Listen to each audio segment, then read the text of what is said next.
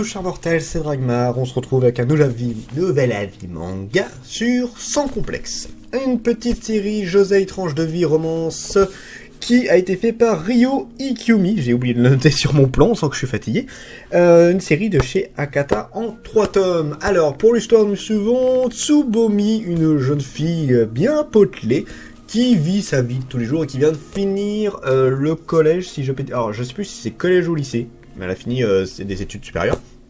Et va commencer à un petit peu en avoir marre d'être trop potelé, tout ça, et de se dire j'aimerais bien un corps qui me plaît plus, qui me corresponde, ou vraiment que je considère mieux, que je puisse mieux m'accepter. Voilà, donc ça va être son objectif, ça va être de retrouver une bonne ligne, c'est-à-dire pas être un squelette, hein, mais vraiment avoir une ligne plus correcte, donc perdre pas mal de kilos, être mieux en forme, tout ça. Donc voilà, le manga ça va principalement être ça, et avec un peu de romance, comme je vous l'ai dit, tranche de vie romance. Qu'est-ce que j'en ai pensé de ce manga là? Eh ben c'était pas mauvais, sans être exceptionnel. Je pense que ça résume très bien. Allez, au revoir à tous. Non, je rigole. Non, en gros, c'est clairement pas le manga qui m'est visé de base, hein. J'ai assez bien aimé le regarder, mais vraiment, je le lisais sans grande passion, hein. C'était juste histoire de me dire, voilà, je l'ai lu et puis basta. Sans pour autant être, si je prends un exemple, Pilambir, que j'ai parlé il y a pas longtemps, lui, je l'ai lu histoire de me dire, voilà, je l'ai terminé, mais j'ai vraiment pas aimé. Sans Complexe m'a beaucoup moins saoulé, c'est une histoire qui est beaucoup plus légère, beaucoup plus facile à regarder.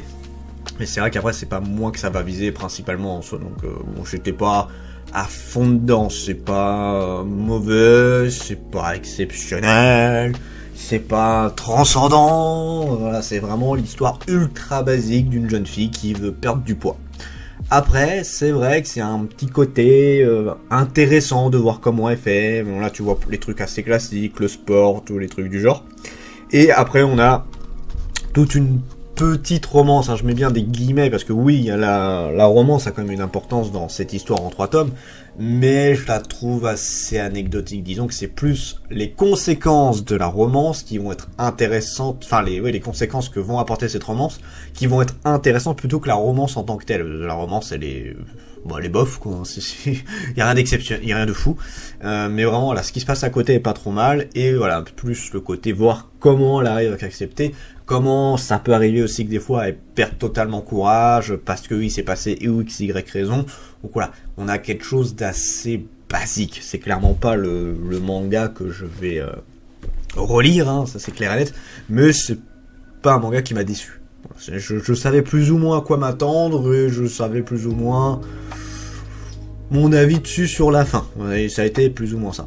Le potentiel du manga pour l'histoire, comme je dis, extrêmement classique, rien de révolutionnaire, rien de fou. Voilà, si le manga est tel qu'on l'attend, c'est une jeune fille qui veut perdre du poids et qui va avoir un peu de romance. Et ça s'arrête là, j'ai rien d'autre à dire dessus parce que c'est pas spécialement intéressant, c'est assez intriguant, on peut dire ça comme ça, mais je suis pas le public visé, et c'est pas... Voilà, ça s'arrête là. Les personnages, alors on a... L'héroïne n'est pas marquante. L'héroïne, c'est vraiment celle qui n'a pas confiance en elle, qui est ultra timide, qui perd assez vite espoir. Donc voilà, c'est clairement pas une jeune fille qui m'a vraiment passionné. Par contre, on a quelques personnages pas trop mauvais. On a notamment un collègue qu'elle va avoir, qui lui va être assez intéressant puisqu'il va être un petit peu un soutien pour elle. On va avoir un barman, enfin c'est dans un café, il y a un sorte de le patron qui lui, même s'il est pas ultra présent, c'est un personnage que j'aimais plutôt bien. Et après les autres en tant que tel, c'est plus ou moins du random, quoi. Donc bon, c'est pas un truc ultra balèze ce qu'on a un personnage, mais ça passe, ça va, c'est pas trop mauvais. Le dessin, alors c'est du simple au possible. Là on a vraiment, c'est du tranche de vie, hein, donc encore une fois, on n'en atteint pas grand chose à ce niveau là.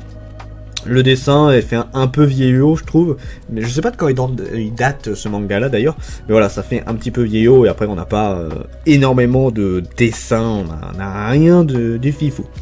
Et le potentiel du manga, alors j'ai déjà fini jusqu'où le manga peut aller, j'ai déjà fini la série, donc je sais qu'est-ce que ça peut donner. Disons que on s'attend à ce qu'on voit. Alors, vous voyez le titre. Vous voyez le premier tome, vous voyez le résumé, vous savez où ça va vous mener, et c'est ça, vraiment, il n'y a rien de fou.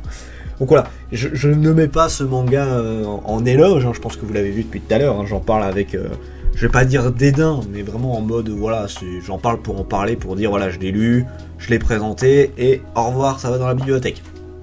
Et ben oui, je pense que ça résume très bien mon avis là-dessus, ça se voit, la vidéo n'est pas longue d'ailleurs. Donc ouais, voilà, si le sujet en tant que tel de la minceur, du fait de s'accepter, surveiller son corps, tout ça, est un sujet qui vous parle, oui, ça peut fortement vous intéresser, je pense.